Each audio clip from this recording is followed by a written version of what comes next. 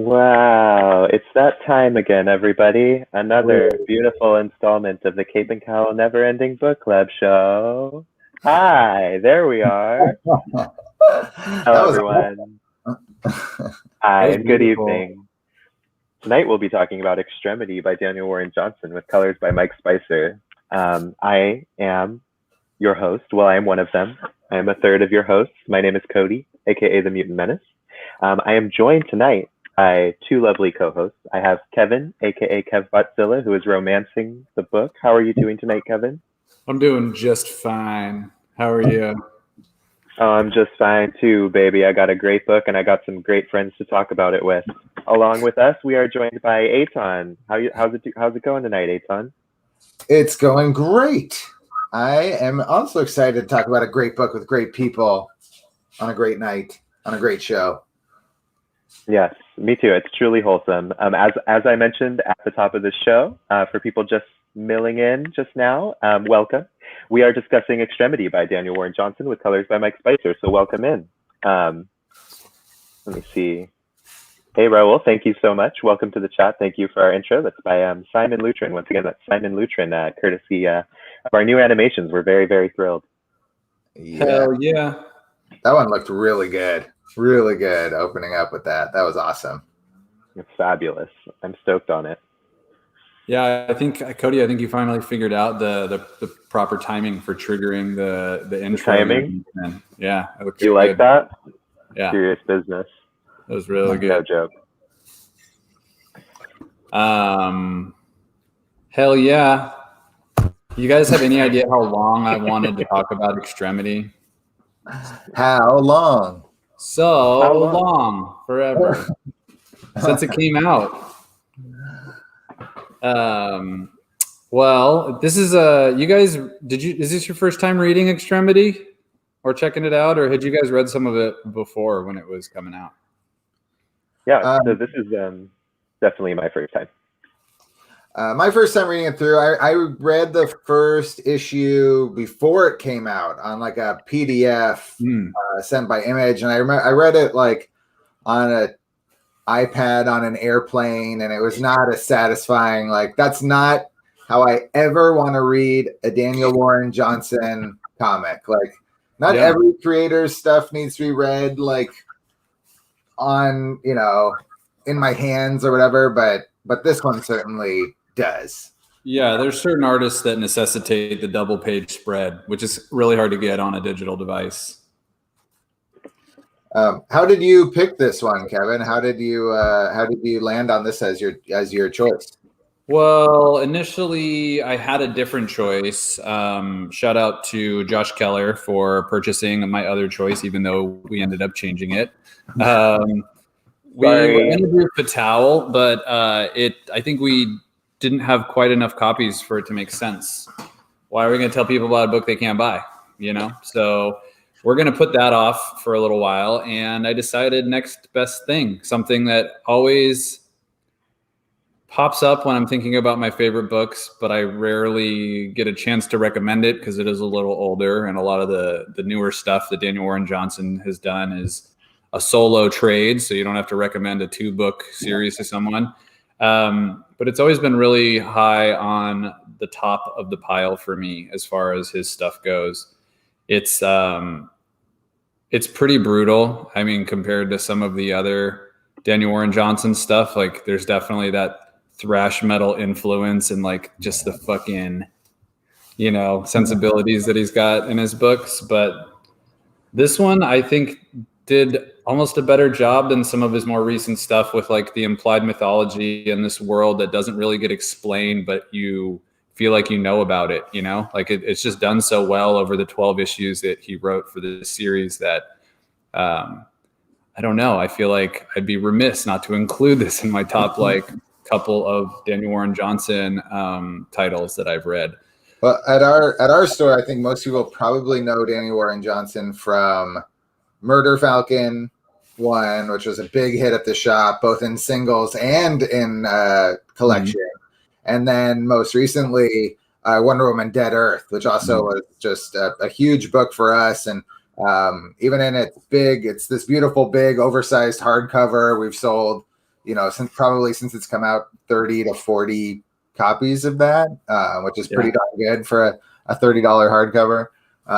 So this is like a slightly deeper cut for DWJ, which I think is cool.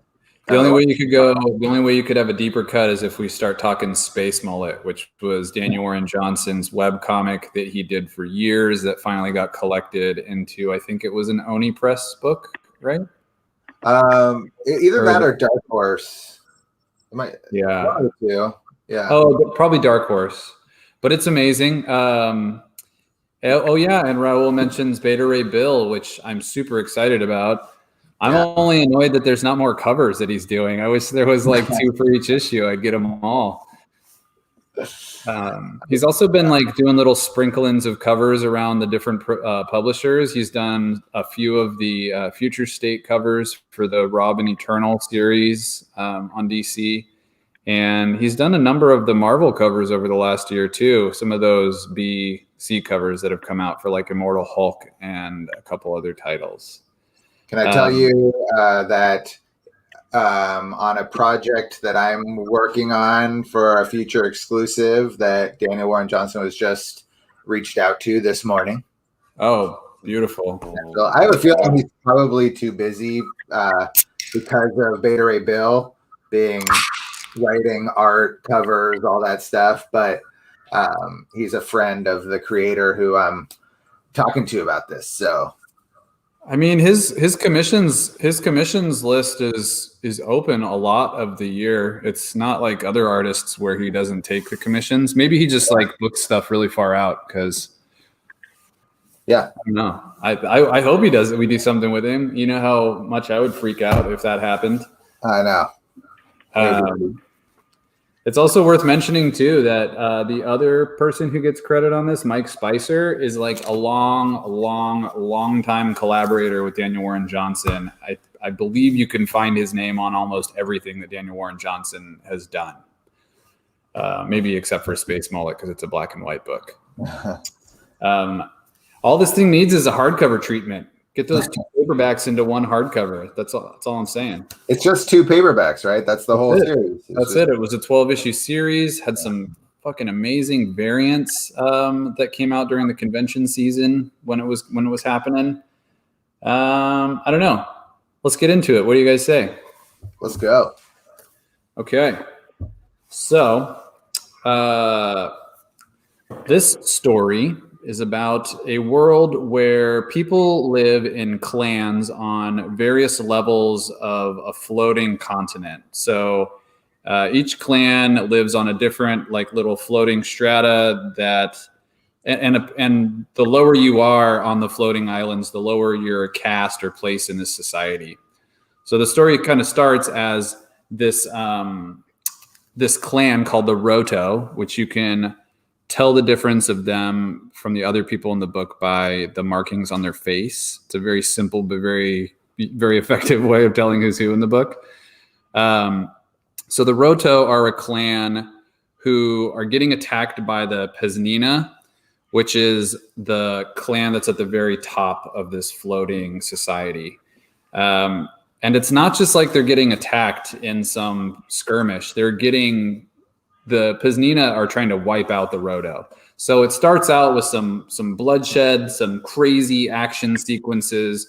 We find out very quickly about the main family of the book, Jerome, Thea, and Rollo, which are the patriarch of this particular clan and his 2 children.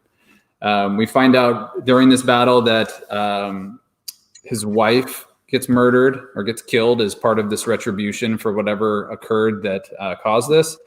And his kids both have very special places in the society. His daughter, Thea, is the tribe's artist. And this is a time when art, it's not like there's fine art or computers with digital illustrators around. She has the incredible ability to render the likeness of anything, and she shares this gift with her tribe freely, and everyone loves her for it.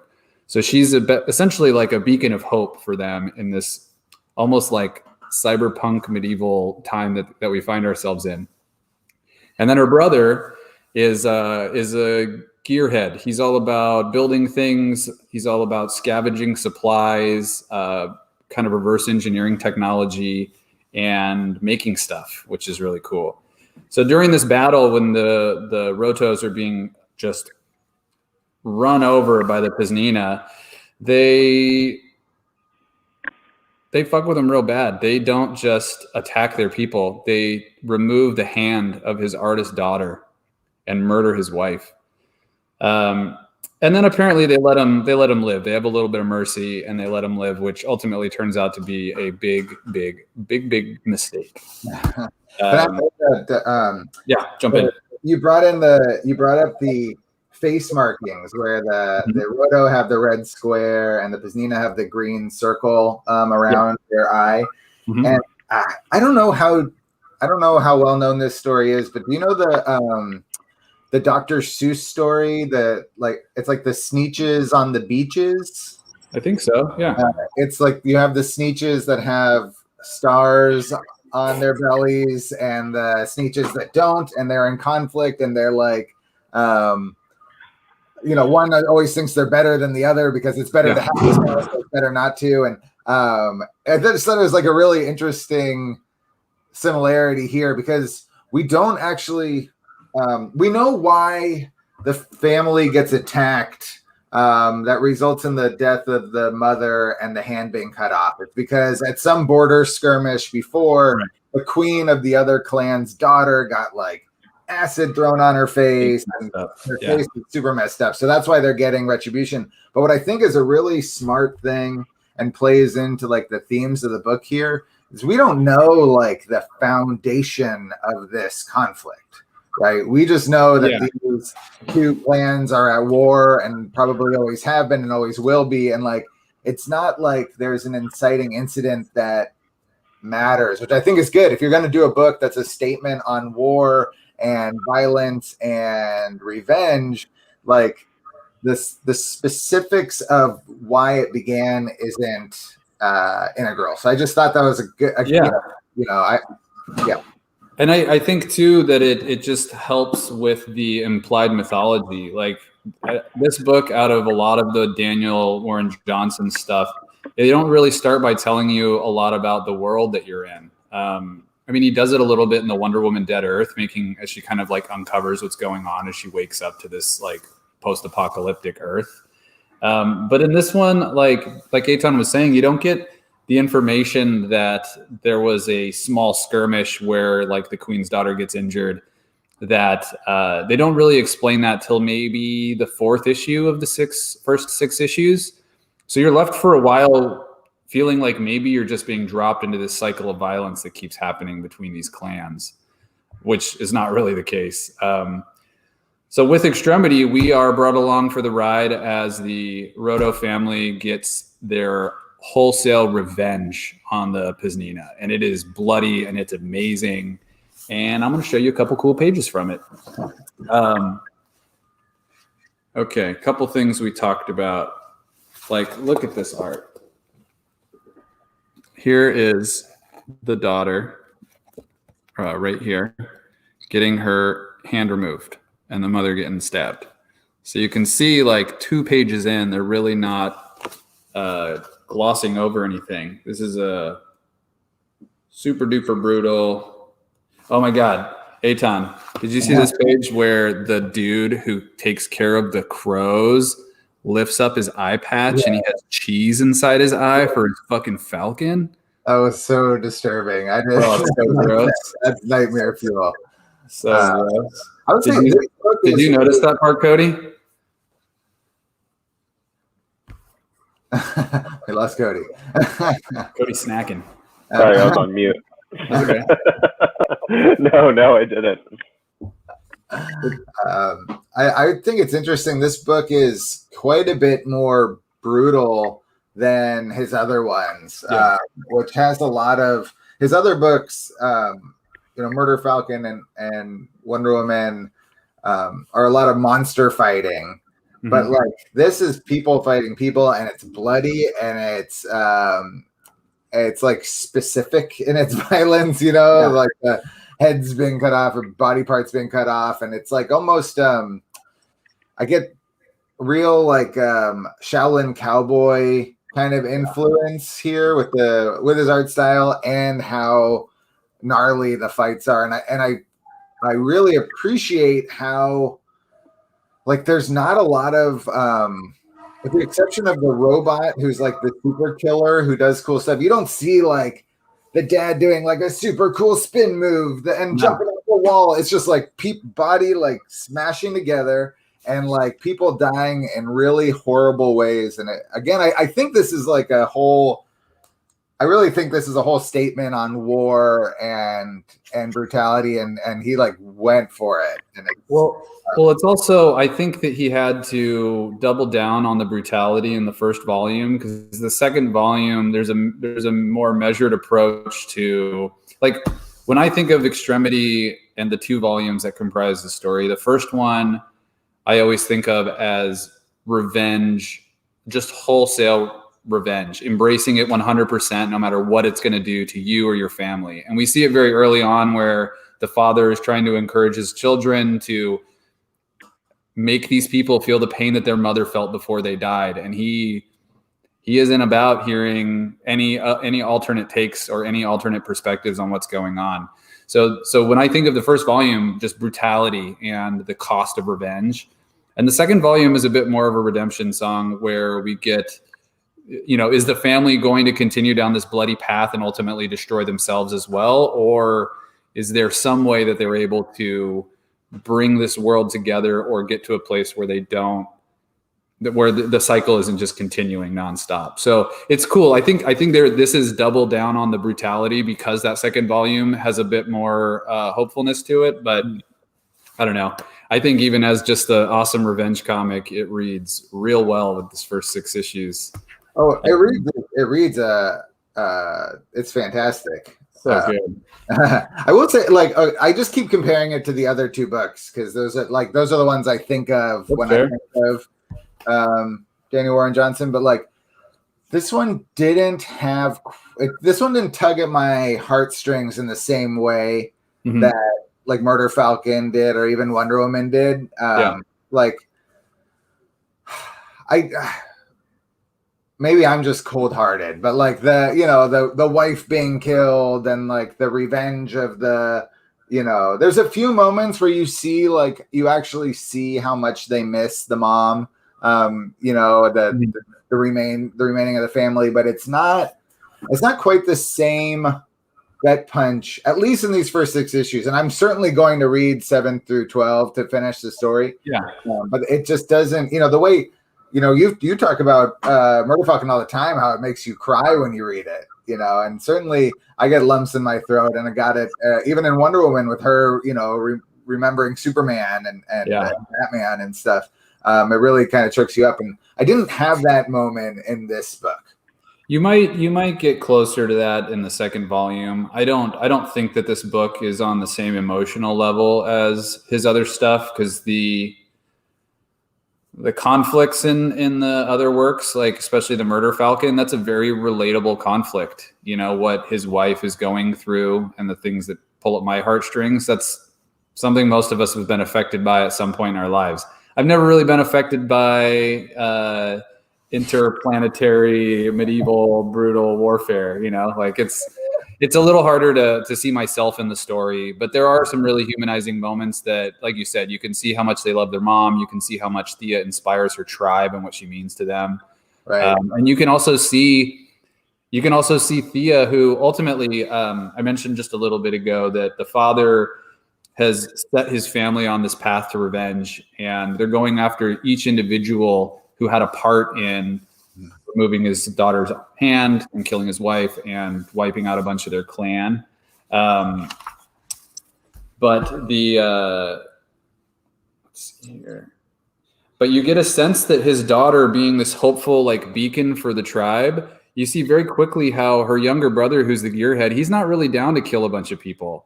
He's not happy with the way things went, obviously, but he's not all about slitting necks and smashing faces like his father is. And his sister, who like she's the fountain of hopefulness in their tribe. She is embracing the stuff that her father's throwing at her, which is kind of a sad part. That part kind of tugged at my heartstrings a little bit. You see this young girl who is the artist of her tribe all of a sudden becoming a cold-blooded killer at the behest of her father. Yeah, so that's the other big theme. I don't know that we haven't really talked about as much yet, and it's cool that I see PB's here in the chat because maybe he'll have some insight into this. But like exactly, PB, there you are. Check back after volume 2. Yeah, right. But like this idea of the artist losing their hand, and like the armchair psychologist in me is like, hey, Daniel, even if you couldn't draw, people would still like you. You'll still have friends in a place, and you don't have to become like a murder warrior. But like that, this there's clearly the artists talking about themselves and like their own personal concerns of like, really, I identify like probably who I think I am at my core is an artist, right? Yeah. And what would I be if that was taken away? And then maybe how easily could I become something else or something I wouldn't want to be because of the trauma of it. I just like it's like a very thinly veiled, I think, 100% motifs that are happening in this book. I agree. Yeah.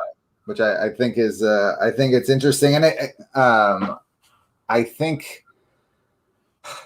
that's clearly what makes that character interesting. And the dad's change from like lovable, father, like murder, let's put some bodies on the floor and come back to it again. So we gotta at that's a good segue, Eitan, into what the Jerome, the patriarch of this family, wears on his face into battle. Okay, so he has this super savage, almost looks like an alien face hugger, but it's a bone mask made out of the teeth and bones of the enemies that he's fought. So multiple times during the story, when he has found the object of his revenge and he's telling them why he's killing them and what he's doing to them and why he's doing it, he is also at the same time yanking out one of their teeth while they're alive and adding it to the face before he ends their life. Yeah, that was gnarly. That was the mask is super cool looking. And then when you see him pull the tooth of somebody later and add it to the mask, that was pretty intense. And I don't think that we've even really hammered home how fucked up it was what the Piznina did to the Roto. Like, not only did they kill the mom, chop the artist's hand off, and fucking kill a ton of the tribe, they also took their castle, which is the place where the whole family resided on their floating piece of property. They took the castle, added it to their patchwork castle. That apparently that's what they do when they conquer tribes. They steal their castle and they put it sort of like Jigsaw style onto their castle. How terrifying is that? And not only that, they've taken the Roto's castle and placed it in the center of this monstrosity. So it is like the center of this fucking evil castle of evil people. I mean, if you're not getting the point, these people are presented as very evil. And the Roto, since they don't have a floating piece of land anymore, they don't have a castle. The castle's gone. So the entire tribe lives in a skiff, in basically a spaceship that they travel from battle to battle in. It's just such a desolate existence, or such a bleak reality. I can imagine it definitely hammers home the vibe that this is a brutal time. Let me show you guys a cool page. This is what we were talking about a little earlier when we were saying you just can't read a Daniel Warren Johnson book digitally. It's just not the same thing. It's not. And one of my very, very favorite things that Daniel Warren Johnson does is the hand-lettered sound effects, the hand-drawn sound effects into different pages. Like, he does it in everything he does, and it adds so much. I like it. It's so good. Yeah. It's like that little panel right there. So they come smoking in on this on their skiff. Yeah. And everyone's like, "Ah, shit, watch out, ramming speed." So they ram into this castle. And then when they drop the drawbridge, it says thunk squish. So good. Yeah, it's really, really well done.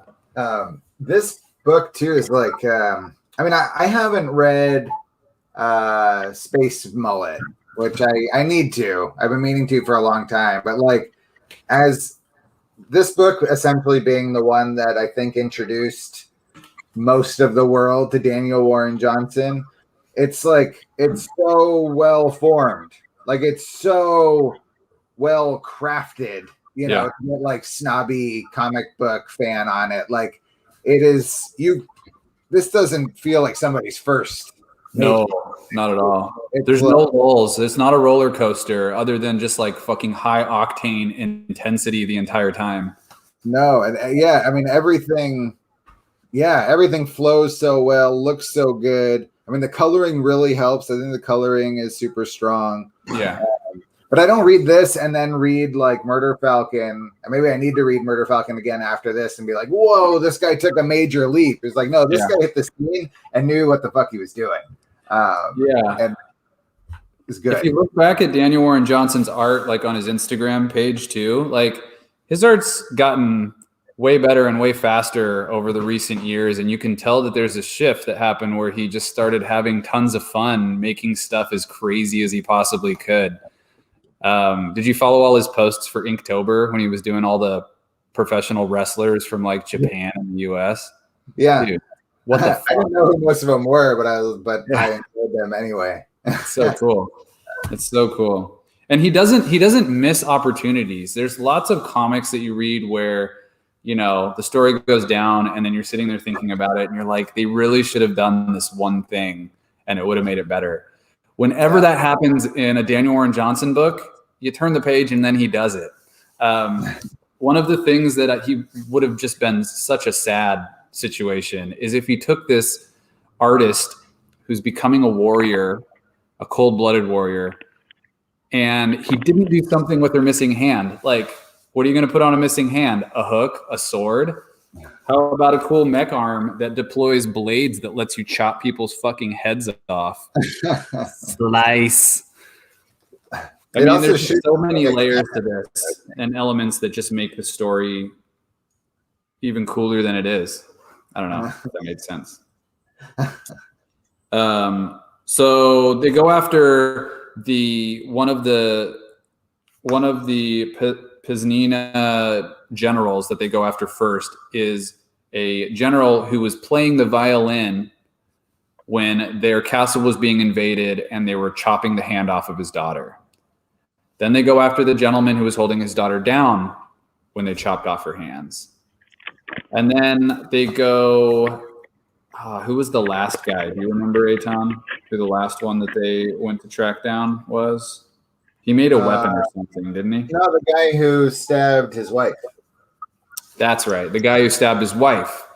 And that one was especially brutal because he killed his wife. So he wanted him to feel the same pain. So you can imagine when he finds this guy and his family, it's not a pretty sight.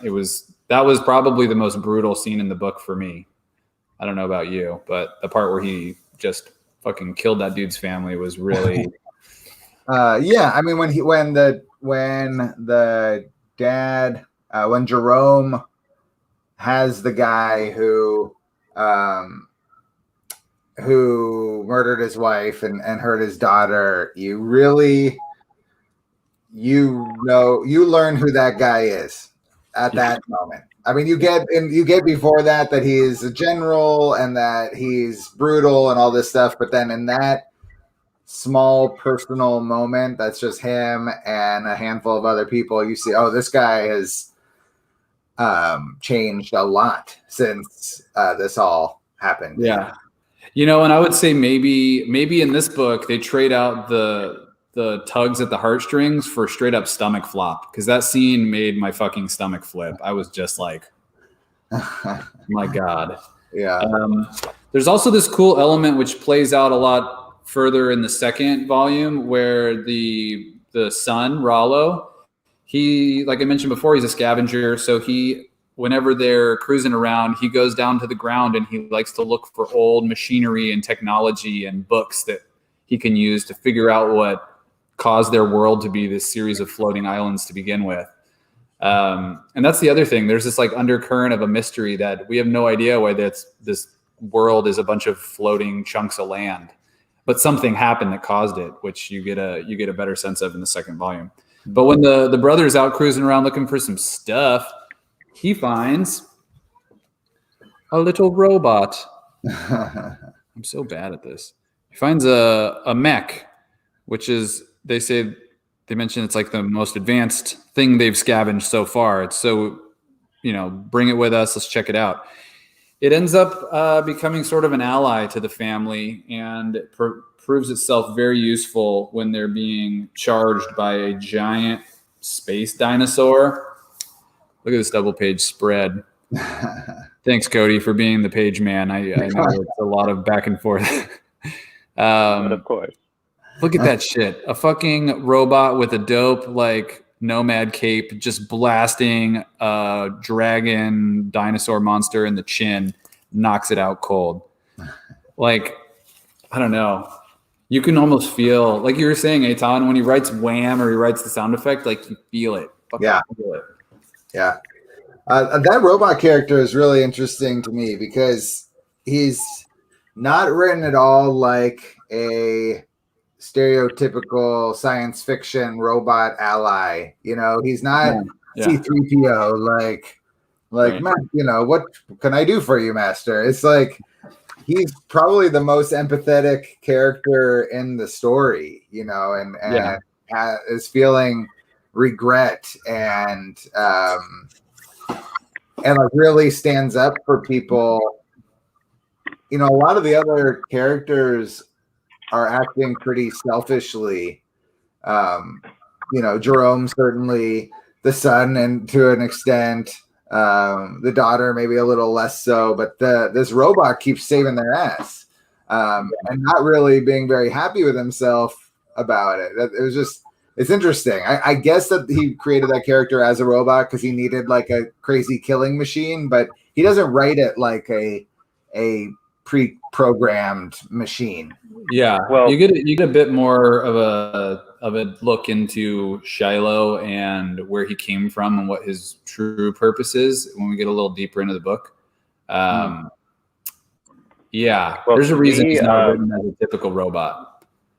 Okay, that might be something that, like you said, I haven't read the second volume, so that they might get into that. But to me, that I don't want to say trope, but that idea in sci-fi of having this AI be kind of relatable or kind of pacifist in a way, to me was like a meta commentary on war being a man-made phenomenon. War is something that we create, and to have an AI that is more, has this kind of temperament, even though he's created by man. Man built this machine for killing. Man is the reason there is war. It's something we make. So I thought him as a character was almost a meta commentary on us creating war with each other, and kind of the absurdity of that is brought out in the form of something we made for the purpose of war, ironically enough. Yeah, that's interesting. Daniel Warren Johnson really likes to present things in one way and then completely just fucking drop the curtain and reveal them as something else. And he does it a lot of times in this book. Am I the only one who got to read the second volume? There's so much crazy shit that happens. Yeah, without reading the second volume, but like in this first volume, I picked up. Are there romance vibes between the son and the robot? Is that totally? No, not really romance vibes, more of just kindred spirits almost. Kindred spirits. The kid is just completely interested in the robot and what he's all about. It's like the kid's purpose for living, it seems, is to find this old technology and either repurpose it or uncover another layer of the mystery surrounding the world that they find themselves in. But there's not much romance at all in this book, other than the romance between like Jerome and his dead wife and some stuff like that I remember, at least. felt like a love connection to me. I mean, don't get me wrong. Rollo loves them robots. I just don't know if it's the way you're thinking. I just think there's a story to be explored in volume 3. Pretty steamy. Tune in next week for Daddy Shiloh. Did anyone else think about the title and how that might be related to either the book's approach of extreme violence, like ultraviolence and war being highlighted as a great evil, but also in terms of your hands being extremities and how she lost one? I was pondering that and how it might be a double entendre, or I'm just thinking too much. No, you're right. You're right. And I mean, I think it's supported by the fact that both books are very different extremes. This book is definitely an extreme wholesale slaughter and revenge. The second book is, an extreme of trying to get back to a place that you recognize. That's it's cool. so cool. It's so cool with these characters. And I don't know. I don't know if it was because in the Space Mullet comic, like, have you guys seen any of the art from that? I know I've showed Aton that guy's annoying fucking mustache that you can't tell if it's like his lip or his mouth or facial hair. Have you seen that, Cody, the Space Mullet comic? No. So it's this like square-jawed, long-haul space trucker who's like an ex-military guy. And the entire time he has this like pencil-thin mustache that you can't tell if it's a mustache or his like mouth just doing this. Like the entire book, you can't tell. It's hard to tell people apart. And the fact that his other book, PB, we have talked at length about that book. It's like the first thing I talk about, other than the super dope intergalactic roller derby competition that happens in that book. That guy's mustache / mouth is so annoying. I really like that Daniel Warren Johnson gave us nice color-coded ways to tell people apart in this book. Green dots and red squares. I also like that when they talk to each other, they cover their patch. Did you notice that? When like the Rotos talk to each other, they're like, they cover the symbol on their face. I have no idea why, but it's just cool. It felt very Mad Maxy. I also found it kind of notable that the Roto kind of appear, and well, not even just appear, since they kind of travel in their big vessel. Mm-hmm. They're very like nomadic. They struck me as nomads. And on the other side of this, you have the Pazninas. They have like European armor, like very European looking garb, and it just feels very like colonizing and like taking land and like removing pieces of you and making it part of them and assimilating. Just felt very that. Absolutely, definitely. I never really drew that parallel, but yeah, you're right. It feels that way for sure. Especially they have like nice armor, castle, and incorporating it into their own, and very much. Oh man, this book is so good. So I saw when looking up, different information about the book, trying to see some history of it. Like I saw some description of it as like Mad Max meets was it Miyazaki? Is that Studio Ghibli? Yeah, Studio Ghibli. But like, I get the Mad Max. I definitely see the Mad Max. I don't see the Studio Ghibli that much. Does anybody else? No, I don't either. No, no, that's a stretch. I wonder where that came from. I mean, is it because it's like, they would have been better off taking the comparison with just Miyazaki as opposed to Studio Ghibli, because I could see a little bit of like Nausicaa Valley of the Wind meets Mad Max. Or even Princess Mononoke with some of the ultra violence. That's Princess Mononoke is violent. That's a brutal fucking Miyazaki movie. Pardon my French. I don't know those ones. I've only watched the ones that like my kids have seen. Dude, you should watch Princess Mononoke. That shit is fucking raw. It's so good. And actually, there's a weird arm situation in that movie too. Yeah. I was gonna say maybe the Studio Ghibli thing comes from, depending on when this came out. Maybe it was like hot shit at the time, so that was like a powerful blurb, Right? Yeah. It seems weird that it's a quote on here that I don't remember from when this first came out. Was it always on the book? Mad Max meets Studio Ghibli, or is that a new thing? I don't really remember, so I don't know if there's a way to tell. Yeah. I don't think these are newer printing. No, these are first prints. So that was some clever image. What's it called? The people who write the blurbs on the back. We're just like, this will grab people's attention. Yeah. So I guess plot-wise, just to kind of wrap that up for everyone who's joined us who maybe hasn't read it, the robot Shiloh, it turns out that he's powered by a battery that is apparently really, really hard to find in this world of like scavengers and floating islands. So when they go after the gentleman who killed Jerome's wife, he reveals to them that he created like a doomsday device that could be used to take down any nation or any house. Yeah, but they need a battery for it. So there's this whole moment where the dad's trying to get the battery from Shiloh, and Rollo's like, "Don't hurt my buddy robot." And then Shiloh is like, "Nah, man, like I don't want to be a murderer. Go for it."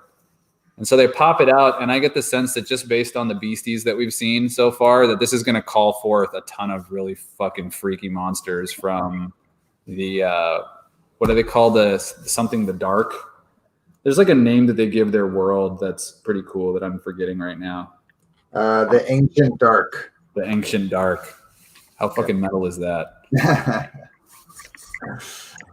So we're kind of left with Shiloh depowered, and this the clan has gotten revenge in a couple of cases, and the story sort of wraps with them going head to head with the queen and her daughter.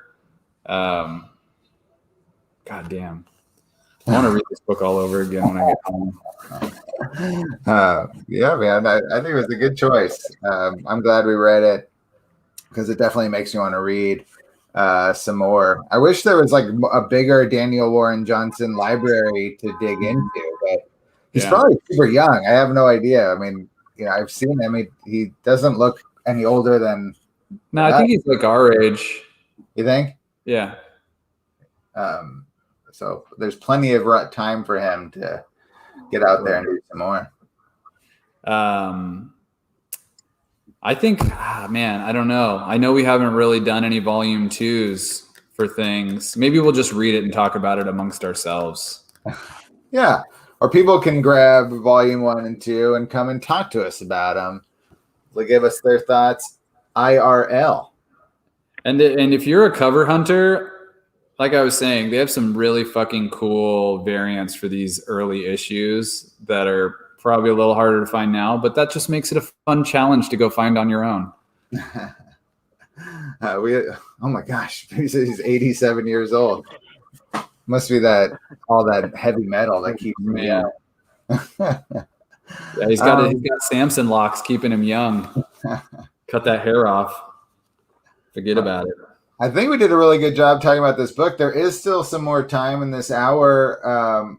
If there's nothing else we want to say about this one, we could just touch on some. I don't know if you guys probably don't have books handy, but do you guys want to mention any books that you really loved that came out this week? Or yeah, I want to show you one more page because we always show really cool double page spreads. You get one that goes top to bottom in this book, which is an example of the tower that the Roto family lived in prior to all of this. I know we like a good interior sectional piece of art, so just wanted to show that off real quick. I love those. I love that design. Yeah. When that gets worked into books, you can see the inside the places. Yeah. We could talk about some of the stuff from this week. I mean, my favorite stuff was probably Stray Dogs and what was the other one? Oh, Rain Like Hammers. I loved Rain Like Hammers.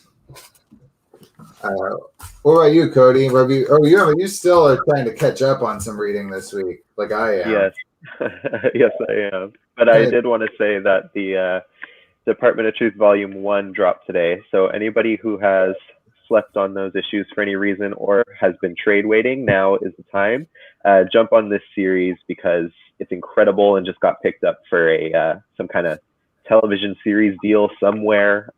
So get on this train while the source material's popping, because it's incredible comics. Yeah, and it's only a $10 trade, which is not common for Image these days. They only do it in very special occasions. So this is one of those $10 books. I heard from Image that they. Sorry, go ahead. Oh no, I was just saying I was kind of surprised that this one was a $10 volume one. I don't know, it just seemed like they might have like a premium on this one. I think they know they can make it up with quantity. And from what I understand, it's up to the creatives to decide whether their volume one is going to be a $10 like low cost leader, or if it's going to be a $15 volume one. Really? But I mean, they didn't let they wouldn't let Crowded be a $10 volume one. They wanted to be, and they had to settle for $12.99. That's what Juliet told us. So I think that they maybe not always, huh? Yeah, I mean, when it's a lower, and a how the sausage is made type thing, when it's a lower price point, everybody gets less across the board. Right. So like I said, with the quantity, they must be pretty confident they're going to sell large numbers of this trade, which I think they will. That they can afford to make a couple bucks less off of each book. For years. They'll be selling these trades for years if there's going to be a TV show or a movie that's worth a damn, That too. And it has been such an easy sell just because the concept is just such a mic drop concept. Like I've said before in one of these shows, I would kill to be a fly on the wall when Tynion pitched this for the first time, because like you hear the concept and you're like, damn, that's a comic that I want to be reading. Totally. So for those that don't know, the story is essentially about an organization, a government organization that is in charge of the world's conspiracy theories and preventing them from getting too popular and becoming a reality. But it's a balancing act, as you can imagine. And the department is led by an individual who I will not name here. You'll have to buy the book to find out. It's also good. You should definitely check it out. It's going to be relevant and talked about for years to come. I'm sure of it. Definitely. I was also Kevin mentioned it before. Stray Dogs #1 came out this week. We announced at the same time that we have an exclusive variant for issue 2 by our good friend Ramon Villalobos, who did a Carrie movie poster homage. Stray Dogs, if you haven't picked it up yet or haven't heard anything about it, is a horror story. It's like a Disney movie horror story. The writer of the book is actually the current artist of My Little Pony, and the artist in the series is somebody he works with on the My Little Pony stuff and other. So it's got this like really super polished, cartoony element to it, but it's a creepy story. A creepy vibe running through it. It's really cool. We still have plenty of the first issue. It's like hot online, but y'all should grab it and read it. And to be clear, we use some hype words here at the store, and I see some hype blurbs going around from like Brian Michael Bendis calling this like Lady and the Tramp meets 7. Rest assured, the dogs are not being slaughtered, because that's the impression I was under. People need to edit their blurbs and think about what they're saying, because you give me that pitch, I'm not going to read it. I'm not going to read your house pets being killed by a serial killer. It's not happening. So that's a little bit misleading. I think I was talking to this with Aton. I think it's more to do with their owners. Yes. And like some murder mystery with the humans, which is totally okay. I got very like Life of Pets or like Oliver's Company vibes with like all the animals in the same house, like talking about, it's like, hey, check it out. You're new to the house. You know Welcome. Like, go look at this. Actually, I totally messed up Bendis's blurb. I think he said it's Secret Life of Pets meets 7, which is like more accurate because the Secret Life of Pets are like what they're doing when you're gone and how they're all communing. So never mind. Sorry, Brian Michael Bendis. I know you watch it every week. Well, the blurb itself, the blurb for the book that the creators wrote or that Image wrote for it is Lady and the Tramp meets Silence of the Lambs, which does sound like dogs torturing dogs and murdering dogs. So literally imagine like the 2 dogs and Lady of the Tramp sucking the spaghetti, but it's another piece of a dog. Like that's what I get when you tell me it's Silence of the Lambs meets fucking Lady. And like that's so terrifying. I mean, Yeah. But I did when I was little. I lived at this house that had chickens, and I was very young, and I fed that chicken some chicken. And when I was little, I thought this was very funny. And my mom just had a horrified look on her face, and I'm cackling like a little witch, like I fed the chicken. Mortifying, but that's the kind of child I was. Sorry. Was Cody? That's the kind of child you was. No comment. That explains a lot. But the way that the Stray Dogs is presented, at least for me, when I stumble across a book that's got art that's that just like Eitan was saying, polished and just like very Disney influenced, I feel like you end up sacrificing a lot of the story, or it ends up being dumbed down a little bit, or I just haven't found the right combination of those two things. But Stray Dogs is creepy. It doesn't have blood and guts and stuff in the first. It's not a shock scare sort of book. Yeah. It seems like it's a really well thought out idea, and I can't wait to see where it goes. And this is something that's super stupid, but I find that it holds true for me with any anthropomorphic animals. I'm only really going to fully love this book if they write the personalities of these different breeds of dogs into the characters. Like, it's too early for that now, but anytime I've read anthropomorphic animals, when they've got like a fucking, I don't know, a terrier who is acting very much like a terrier in the dialogue and the way they're presented. Oh, is that like that? Goes that so far with me. The one where they're like in prison that you were showing me. That one is amazing. Yeah. Kennel Block Blues, baby. Yeah. Best anthropomorphic fucking, oh my God. But they all have the temperaments of whatever breed they are and everything. Yeah. Oh, it's so good. That and Legend. Do you remember Legend? Sam Satin. By Sam Satin. That one was amazing too. The cats acted just like cats. The dogs acted just like dogs. It was so well done. Did either of you read Two Moons this week? That was another new Image one that came out by written by John Moody, who did Rumble with Image, and he's done some Hellboy like Magnolaverse shit, and he's also the writer for The Mask. Ah, yeah, okay. Well, I really, really liked Two Moons. It's a Civil War story. The lead character, I'm blanking on his English name, but his indigenous name is Two Moons. He's from the Pawnee tribe. That's right. His Pawnee name is Two Moons, and he's a soldier for the North in the Civil War. I was reading in the back matter. He was like raised by white people or something, so he's very assimilated.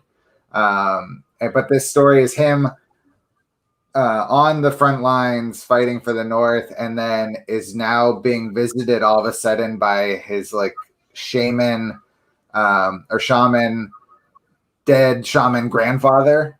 So getting these this cool spiritual indigenous element added to like another brutal war story, and it was really good, and the art was good, and I was just really, really into it when I read it. Yeah, I like it. I'm excited for what's inevitably going to happen. You know, I enjoy the fact that it's kind of like a play on words, like the two moons. He can see what's in front of him as well as the truth underneath it, which I thought was like a really cool. I mean, cool. You can see shit no one else can see, but the way they presented it in the sense of his like indigenous heritage and things like that, it was pretty fucking rad. Yeah. And the art was incredible. I wasn't super duper sold. I thought it was just a really cool looking war comic, like Civil War comic. And then you get to a point where he's looking at a man who's doing some evil shit, and you can see like his evil nature manifest as like this monster. And it like, dude, the way that he drew that monster reminded me of the Wild Things movie Critters. Oh yeah. You know, like a little like round, like furry head with like a giant mouth with teeth. It was cool, and I wasn't really sure what to expect, and I was pleasantly surprised. I'm gonna keep reading it for sure. Yeah, I didn't know. It just looked like a cool one. I don't read a lot of war stories. Sorry, Cody, what were you gonna say? Oh no, I was just gonna say I've been really excited for this book because I don't like war books are not my cup of tea generally, but I was thrilled that this one had a supernatural slant and also an indigenous lead because we just don't see enough indigenous narratives in comics. So it's very, very exciting to me when one does come along.